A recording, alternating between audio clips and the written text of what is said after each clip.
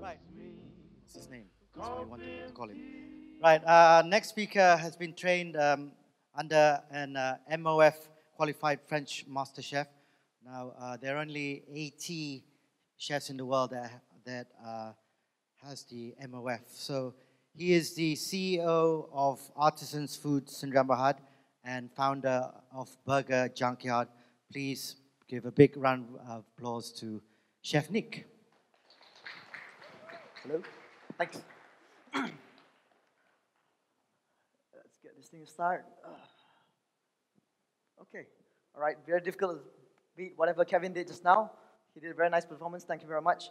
Okay. So basically, what I'm going to talk to you about today won't really be what everyone's talking about. It's not going to be about coffee. It's more about opening a restaurant, opening a cafe. All right. So when opening a restaurant, everybody wants to open a restaurant. Okay. But there's a lot of things that come to matter. There's a lot of factors actually. It's involved when you actually want to open a restaurant. So what I need to know, basically, I've opened 8 restaurants in the past 2 years, and I've realized that in Malaysia, there's always 3 types of people that open restaurants. Okay, the first type being the good guys, people like me. So we think we can cook very well because our mom says that we can cook very well. Make good scrambled eggs. That's all I know how to do. So we try to open a restaurant because we like to see people happy. We like to make gatherings. We like to make everyone satisfied. Eat until you're very full, very happy. Go home and sleep straight away, something like that. The second type of people, being the drunk guys. They're always drunk. They're always high. They're always drinking. They're always smoking. Smoking what? I don't know. These guys, they want to open a bar. Everyone wants to open a bar. They watch a lot of TV. They're like, hey, it's cool. We should open a bar together. It's fun, yeah. I have enough friends. We can open a bar. We'll surely make money, and then we'll save a lot of money as well. Right, so why not? Let's open a bar. And the third type of people, of course, the rich guys. There are 2 types of rich guys out there. One is the rich guys, their parents very rich, but the son don't want to do anything. They stay at home, play Dota, play Blizzard, play Warcraft every day. So the parents give them $1 million and say, why don't you open a restaurant and run it? Okay, and just to pass time, more than anything. The second type of people, or the rich guys, will be the people who want to make more and more and more money. So their passion to drive them to open a restaurant is actually to make more and more money. Simply because opening a restaurant is so much easier than opening any other types of businesses, like opening an accounting firm, opening a tax firm. Who wants to do that? It's not very fun, is it? So when you want to open a restaurant, it's always passion that drives you. Be it passion for money, money, money. Passion for having the best food in town, the best drinks in town, the best entertainment place, or you want to just simply cook for your friends. Just a nice pastime. So how far can your passion actually drive you? Honestly speaking, there are restaurants out there with people in their heads just want to make money, but they have better food than restaurants that just want to come out and make the best fried chicken in town. So where do you draw the line between passion? Some people come out and say, hey, I make the best roast chicken in town. I'm going to open a restaurant, just sell roast chicken. Don't care about the drinks.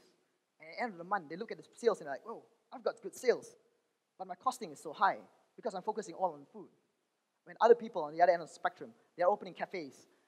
They think that drinks margins are really, really good. So you open a cafe, you get like really, really packed every day. And at the end of the month, you look at the sales and like, wow, my costing so good, 30% only, everything's so good. But then my sales so low.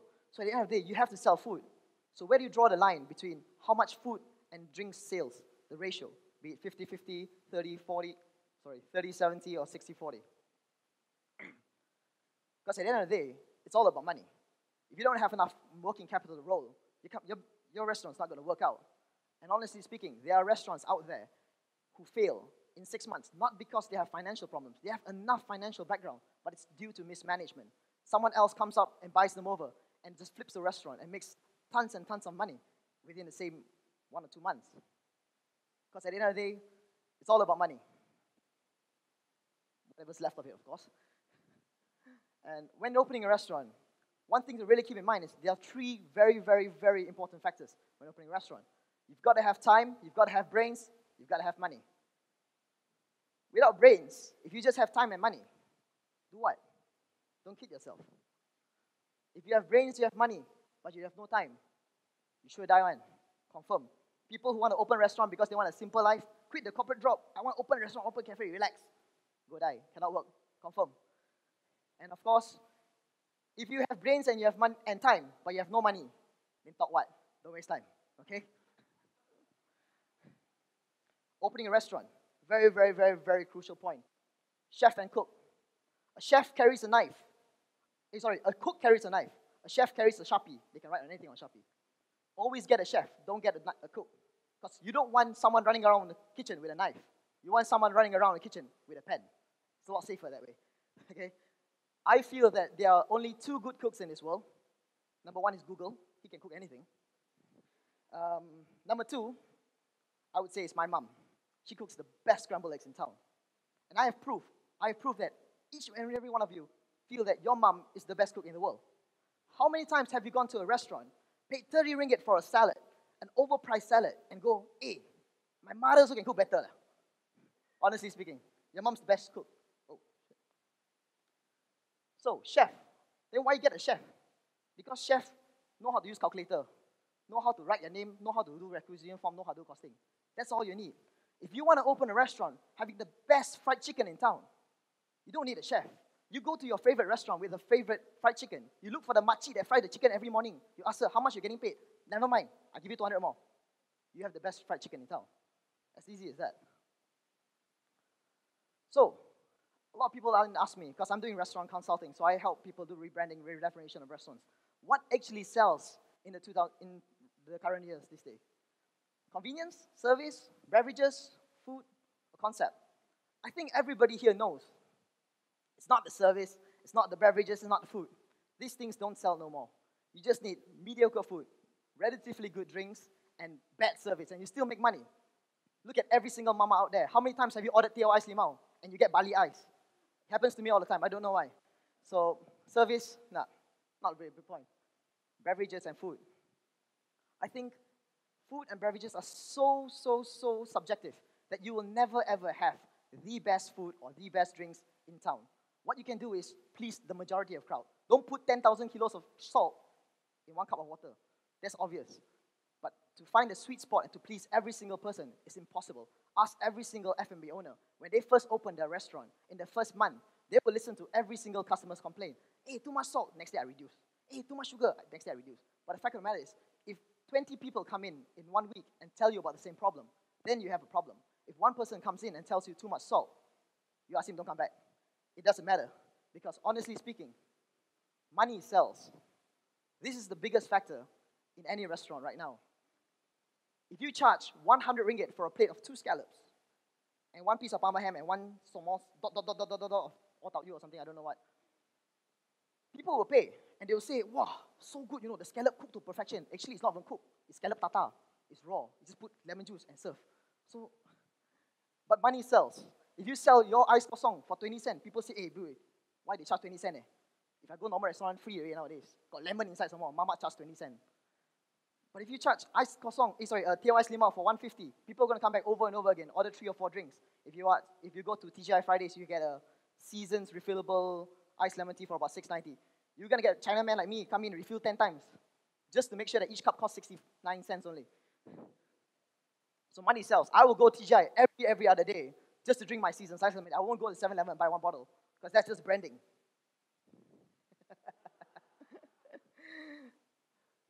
And honestly speaking, ladies and gentlemen, the restaurant business is a multi-billion-dollar industry.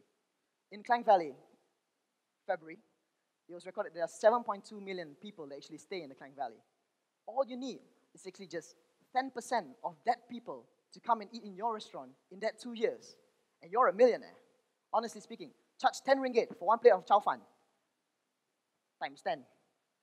You're a millionaire. This is why the F&B industry is so industry. It's so interesting. It's ever so changing. Every 2-3 years, you get restaurants that come in, come out, go and come and go, come and go. I think the statistics this year is about 85% of restaurants will actually fail in the first year. It's a really scary figure to work with, but if you think of it, the other 15% make it through the next 5 years. If you break even within the first 2 years, and of course, starting up a restaurant is really expensive, 300, 400, 500,000, up to $1 million. Depends on what you want to put. You want to hang gold on the ceiling, then you pay $2 million. You can make loads and loads of money. You franchise, you JV, you license. There's so many things to do. It's so interesting. And that's why it has attracted so many rich people these days to actually come and open a restaurant. So, ladies and gentlemen, before I end my speech today, I'm just going to let you guys know what the F&B stands for. A lot of people think it stands for food and beverage. And some people think it's fun and breathtaking. Honestly speaking, I find it freaking bitching. Others think it's a facile business. Simple, money pot. Honestly speaking, I've been inside for 7 years, and it's frankly bonkers. You don't get any sleep, you don't get any time for dating, you don't, not only like Valentine's Day, just throw down the window. You just buy a chocolate, and just eat it by yourself. That's what you do. Some people find it flashy and benefiting. It's very nice to own your own cafe. Ask everyone come in, hey, come have coffee at my place, have coffee at my place. Very flashy. But to run it, it's fussy and baffling. Don't do it. Unless you have the passion. I hope I still do, because I'm 7 years in. I don't know where else to go after this. And you run the F&B business correct. It is flamboyant and blissful. Thank you very much. Thank you very much, Chef Nick. There was one more thing. Usually they say the sign of a good chef if he's slightly fat. So you're doing very well. Thank you very much. I love the Java jive and it loves me. Coffee and tea.